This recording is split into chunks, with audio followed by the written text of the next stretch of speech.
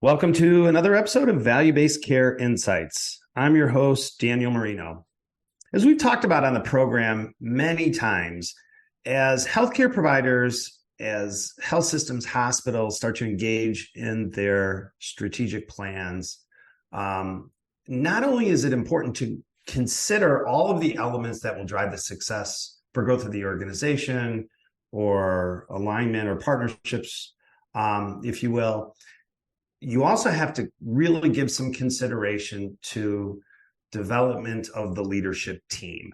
And as we said, it's a growth piece. And where we see a lot of organizations struggle is they focus all this attention on the strategic plan, but don't focus a lot of attention on their own strategic growth, developing the leaders, thinking about how we need to change as a team, becoming more cohesive. Because it's difficult sometimes as you're engaging in a lot of decisions or discussions, how to keep the team moving forward as the organization moves forward. Well, I am very pleased today to have a colleague, Keith Hadley, join the conversation. Keith brings about 25 years of operational leadership and management experience to the consulting world and works with an organization called Table Group, which its principal is Patrick Lencioni. Keith, very happy to have you as part of the program today. Thank you, Dan. It's great to be here and excited for our conversation. So Keith, before we jump into the topic, let's talk a little bit about you. You've got a fascinating background. How did you first get into developing leadership teams and aligning with Patrick? Yeah, I have a very predictable path. I studied French and history in college because I think I wanted to teach at a high school or a college level, but then very quickly realized that wasn't my dream. But growing up, my family was all, farmers, doctors, nurses, therapists, and educators. And so I had nobody in the business world. That's growing fascinating up, how you sort of grew into it from this other area. And then, so how did you make the jump? Yeah. So when right out of college, I got an internship with a small consulting firm that did international business development. It was at a time when, NAFTA had just been signed, the wall had just come down. And my boss said he hired me because he said as a history major, he figured I could write. And they needed another foreign language on their team as they were expanding into Europe and beyond. That's great. But long story short, that small firm got bought by a big firm. And suddenly I found myself, at a big firm doing business development, strategic planning, and feeling very out of sorts because I was the only one without a business degree and felt super unqualified to be there. But I worked there for 8 years and loved it. And somewhere along that line, I discovered Pat's books, and it was like opening up a whole new world of things that I felt like I should have been aware of when I was doing that kind of client work. Well, and I've read many of his books. I think I've read all of them, to tell you the truth. And he just brings such a practical approach to a lot of aspects of developing leaders, and especially in healthcare. There are so many hospitals that are struggling with not only the financial performance of their organization, but meeting the needs of their communities. And as I mentioned in my opening remarks, leadership teams constantly spend a lot of money on their strategies, which is good, investing in new markets, new providers, new relationships, which is good. But I don't feel like they spend enough time developing their own teams. Right. What do you see? Where do you see some of that misalignment or some of the struggles? Yeah, I would even go further with it. In my experience, my mother worked at Loyola University Medical Center. My brother went to med school there, became a physician. My wife worked in home health care and in the nursing home environment, as well as in a different hospital in Chicagoland. And I think it's broader in healthcare that we don't develop leaders at all. And just the idea of organizational effectiveness, organizational leadership, for many has just been overlooked. And so it's got to start at the top. And that's all the work that we do at Table Group is we start with the CEO and the executive team, really helping that team become cohesive and focused and clear and aligned, which is Probably just as much about behavioral alignment as it is intellectual alignment or strategic alignment. So that's where we put a heavy emphasis. And in almost every case, we're treading into new territory that these teams have really not explored. And I'm excited to talk about what some of those avenues are. But I've done this work in very large hospital systems. I've done it in small clinics. I've done it with healthcare technology creators, diagnostics, all across the board. And we see the same issues. And you're right. They're dealing with tremendous change, tremendous uncertainty. And we need to have teams that are ready to and are equipped to deal with the kind of complexity and changes they're seeing. Well, and especially when you think how they really have to focus on the alignment with their physicians. They have to focus on meeting the needs of the patients. There's a lot of new regulatory challenges that come through. So maybe we could dive into this a little bit. When you're working with the leadership team, particularly the CEO, how do you engage them in such a way that they start to understand that this development is really critical to their success, that they really do have to focus on thinking differently, thinking outside the box, which could be a little bit humbling for the CEO, right? A lot of times they don't realize that they're the ones that have to change. But so where do you start? How do you really move that along? Yeah, well, it all starts with making a very clear distinction between the two sides of the organization that need to be that need to be mastered. So we talk about the smart side of running an organization, and everybody resonates with that right away, right? Having good operations, good technology, good finance, good marketing, good programs, good safety, all of what we call the decision sciences. And these teams resonate with that side because that's what they went to school for. That's what they studied. Sure. That's their training. Yep. And it's absolutely critical. We don't minimize the importance of that at all. But the problem is it's only half the equation, but it tends to get 90% of leaders' time and attention. The other side is the healthy side, which ironically, since we're talking to healthcare providers, they also resonate with this. But when you think about the healthy side, healthy organizations are known for having minimal confusion, minimal politics.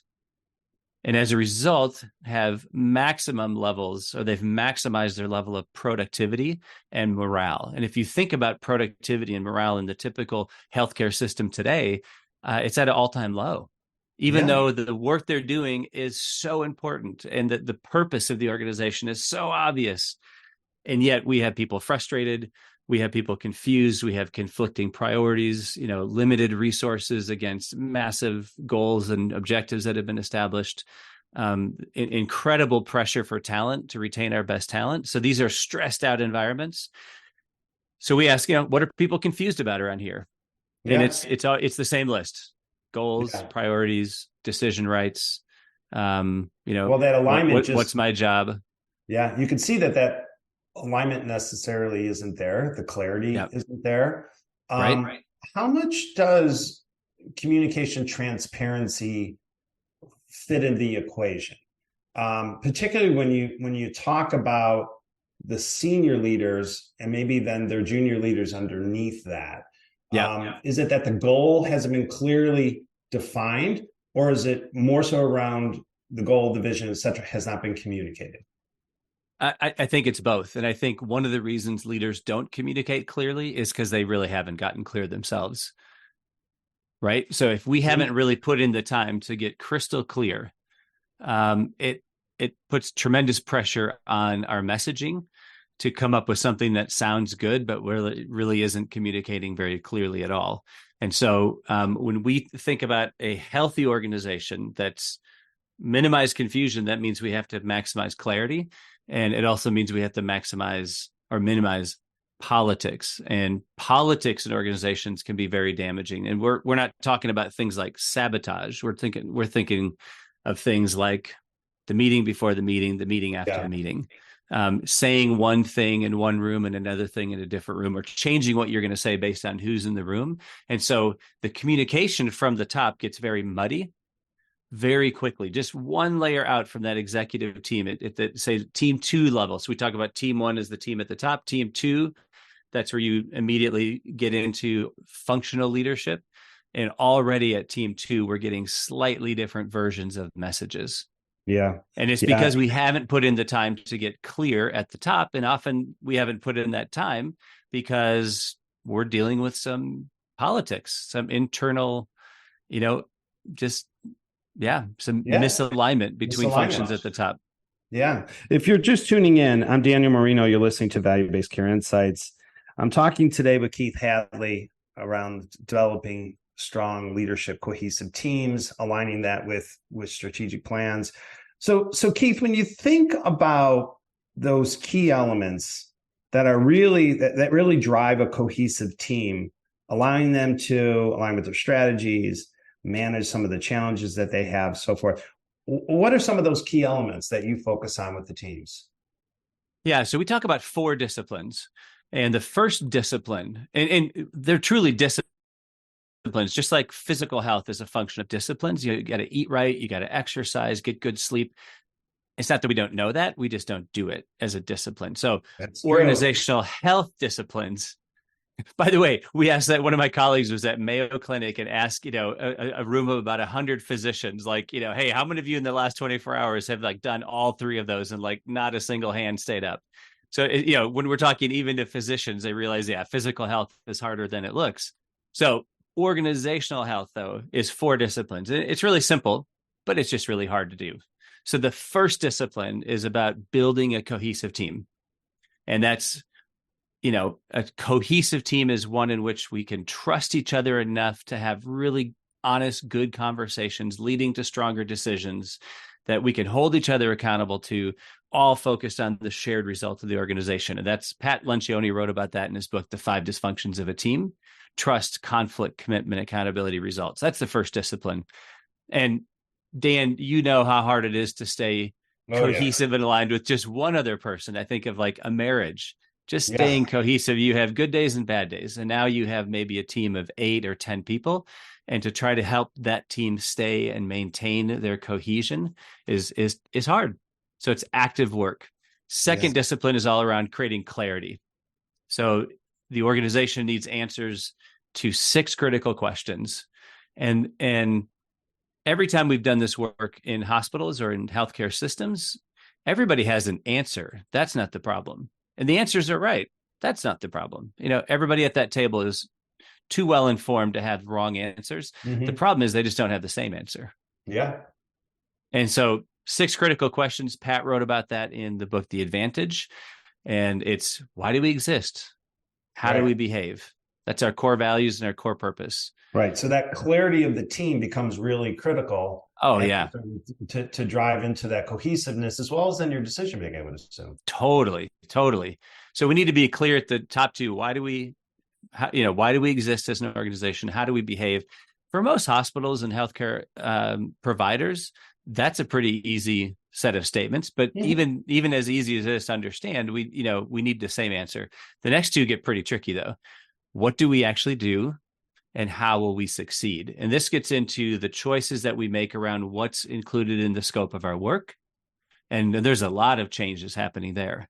Are we going to do local community clinics? Are we going to do research? All kinds of, we call that our business definition. We have to make choices. And then how will we succeed? That gets into our strategy. How are we going to differentiate ourselves? What's going to be the pattern of decision making that we teach people to make sure that we're strategically aligned and consistent? And then the last 2 questions. I'll just finish my list. The last 2 questions are really hard to get the same answers on. And that's what's most important right now. We call that our rally cry, and who's doing what. So it's a lot of work to get totally clear, focused, and aligned from a team. And then the 3rd and 4th disciplines are, we got to over communicate the heck out of it, and we have to reinforce it through all of our human systems, which I don't want to minimize the importance of those disciplines. We could talk more about those. No, that's critical. But so when you think of where in healthcare leadership is going, and talk a little bit about the growing physician leader that is occurring right now in the hospital or the health system, or even the medical grid for that matter. More and more physicians are assuming leadership roles. Yes. And sometimes what we see is I don't want to say the interest, but the strategic focus is slightly different. Yeah. So if, you may have a CEO that's not a physician leader. You'll have the chief medical officer, which is maybe a few other clinical folks who are on that leadership team. How much does the background, the training of the leaders, I'm thinking more so of the physician leaders, which maybe are versus the administrative leaders, how much does that come into play to really design where they want to go, or even breaking down some of these barriers to align around a cohesive team? Yeah. It can be critical, but here's the problem that we see is on an executive team, the leaders need to decide which team is their number one team, what's their first team. So if that physician has been selected to represent the interests or the needs of a particular constituency within the system, then they are there like a member of Congress advocating for their primary team, which is outside of that executive team. On the other hand, if they're there representing the system, representing the entire organization and making that executive team their number one team, then it's great to have them at the table because they can be a good strategic advisor. They can bring all that context and perspective, but they need to bring that as with where their primary loyalty, their primary drive is to is the shared collective result of the organization. And then we like to say that physician would represent the executive team out to their constituency, not the other way around, where they're representing that constituency on the executive team. Right. But I also feel like you have to land on that vision, right? So that whole team, that leadership team, does have to agree on where we're going to go, right? I would think that has to be the first step. And then maybe you might have a couple of different paths to get there. But if you don't have that North Star, right, I think you're really challenged in terms of where to go. And then it's a matter of perceptions that come into play, which I would think would definitely tear the team apart. Right. And I would change one word that you said. You said they need to agree on where we're going. And I would say they don't need to agree. They need to commit. Yes. Right. Agreed. And so the CEO, their job is to be the decision maker, to build enough trust on the team to get all the issues and perspectives on the table. Yes, from all the different functions, all the expertise that people are bringing. But often executive teams aren't going to agree. The goal is not consensus. The goal is clarity. So we need to agree on, hey, what's our North Star? Where's our vision for the future? Or what's our strategy? Or how are we going to make these trade-offs and the allocation of limited resources? And we need to debate it with good, honest debate. And then we need to decide. And often that the leader, that's their job, is to decide. Yeah. My dad was a high school principal, and I learned a lot of lessons from his leadership. And one of the things I'll never forget that he said is the hardest part about being the principal at the high school is that the only decisions he gets to make are the impossible ones. So if you're the CEO of a system, you have to recognize, like, hey, I only get to decide when it's impossible.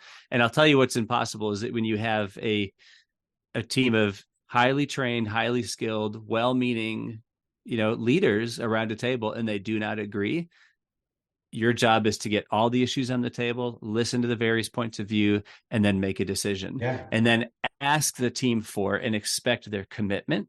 And that's really where that team one comes into play. Well, is that we need to be able to represent that decision out there at our team 2, team 3, team 4 levels, so that we can speak with one voice focused on one thing. And I think that's what breaks down most in executive teams, is that people show up expecting it to be like Congress. They leave with, not having gotten their way. They leave with a lackluster, lukewarm commitment. No matter how hard they try, they communicate through their nonverbals, their lackluster support. And now 2, 3, 4 layers out, you see these little gaps emerging between functions, and people are left to fight, as Pat says, bloody, unwinnable battles between functions because their leaders are not clear, their leaders are not aligned. Yeah, it breaks down the organization. If you don't have that commitment and that alignment, I agree with you wholeheartedly. How much does agility come into play when within the leadership team, particularly aligning with the strategy? Yeah. How Yeah. agile do you have to be?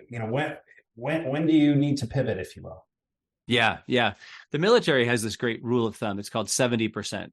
And it's when you get about 70% of the information that you think you need, it's probably time to make a decision. Mm-hmm. So before you have agility, you have decisiveness. And the idea being that as a leadership team, we need to make some decisions, and let's make faster, better decisions by being clear and aligned. But if we're making a fast, high quality decision, we have to build in our ability to pivot and be agile, meaning some of the decisions that we make, we're going to very quickly realize, oh, that maybe wasn't the right decision. We need to come back to the table and make a new decision. And so agility comes in from a qualitative perspective, with things like humility, leaders who are humble enough to say like, hey, my job is to make a decision here, but I'm not always going to make the right decision. And Right. hopefully these are decisions that if they're the wrong ones, we can walk back and make a new decision. Right. And then they need to have the cadence or the rhythm to know that like on a daily, weekly basis, we're checking in with people to know like, are we seeing signs that we should pivot? And then have the humility and the courage to. In our industry, you're seeing that constantly. I mean, totally. We did a strategic plan in the beginning of the year for an organization, and they had a direction they wanted to go with some of their payer strategy, particularly for Medicare Advantage. Well, lo and behold, in the beginning of March, CMS released some new regulations, right? Right. Now, it was technical in nature, but it affected the strategic plan and the growth that they wanted to have. And to a certain extent, some of the leaders were a little bit upset about that, right? Because they had a direction, they weren't sure where to go. But what we tried to say was, you need to be agile. That's part of you as a leader, is understanding how things are changing and feeling comfortable to pivot. But I think one point that you made, which is critical, is you have to be able to communicate that to your next set of leaders, right? The tier 2, tier 3, and so forth. Yeah, I think a lot of leaders make a pivotal mistake. And the mistake they make is that we have to be consistent. Mm-hmm. We don't have to be consistent because the world isn't consistent. What we have to be is clear. I worked with a client once that we worked in the context of an offsite to determine what is their rally cry, their thematic goal. They announced it at their all hands meeting. Wow. And then the next week, something changed. Yeah. And I was talking to the leader and he's like, but we just announced that last thematic goal. Like, we can't announce a new one. I was like, no, this is the perfect time to announce the new one, because you have everybody's attention. Yeah. Just get right back out there and say, hey guys, last Friday we said this. Here's what changed. Here's the new direction. Yeah. Here's the new focus. Here's the new priority. For a lot of folks, they probably are, they watch the industry. And I think for the leadership team to quickly be able to pivot in a comfortable way is refreshing and reassuring, to tell you the truth. Yeah. Yeah. That's why my background is strategic planning, but I am not a fan of the formal strategic planning, especially if it has like the 5-year or 10-year aspect. I mean, we like to have a really simple, focused approach and say, hey, let's look 3 years down the road. Like if 3 years there's a mountain peak, let's call that Everest. We're trying to get there. What's the base camp we need to get to now? Like let's think in terms of quarterly or 6 months increments in light of where we want to get to in 3 years, but knowing that every quarter we need to review this thing. Right. So whenever I see a strategic plan, I always ask, like, who's the audience? Is this something you need to present to the board? Is this something you're trying to teach your director level, vice president level folks so that they can make better decisions? Like, let's keep our plans agile and flexible. Not our North Star. We need that North Star. That's our vision. But the reality, it's just like climbing up a mountain. We're just trying to get to base camp. Yeah. We reassess the weather, the terrain, our supplies, the health of the team. And then we get to the next camp, and then we reassess the weather. To be able to grow with it. Well, Keith, this has been fantastic. I know a lot of our listeners definitely interested in all aspects of developing leaders and certainly alignment with leadership teams and strategy and so forth.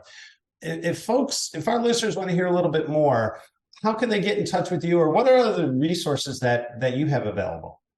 Yeah. So there's, if you're a podcast listener, Pat Lencioni has an amazing podcast. It's an award-winning, it's called At the Table with Patrick Lencioni. And he's also rolled out recently a new tool called the Working Genius, which is a terrific tool about productivity. the 6 activities that we have to go through to get any work done. And that's at the Mhm. Working Genius podcast. And then one of my colleagues, James Felton, and I are doing a podcast called the Organizational Health Advantage Great. with Keith Hadley and James Felton. And that's available on any of the podcast forums. And if you're interested in learning more about organizational health, of course, we just invite you to go to tablegroup.com. If you want to learn a little bit more about me, keithhadley.com. Yeah, that's great, Keith. That's great. Well, again, this is a topic near and dear to my heart. We work with many organizations on their strategic development, and the leadership aspect of it is just absolutely critical. It is. But I want to thank you for your time today. This has been fantastic. I really appreciate it. Would love to have you back again to maybe deep dive in one or two of these topics. I think, particularly around the 4 aspects that you had described, the 4 disciplines. I think that's, you touched on some great information. But thanks again for your time. This has been wonderful. Thank you, Dan. I really appreciate your time. And I want to thank our listeners today for tuning in. Until our next insight, I am Daniel Marino, bringing you 30 minutes of value to your day. Take care.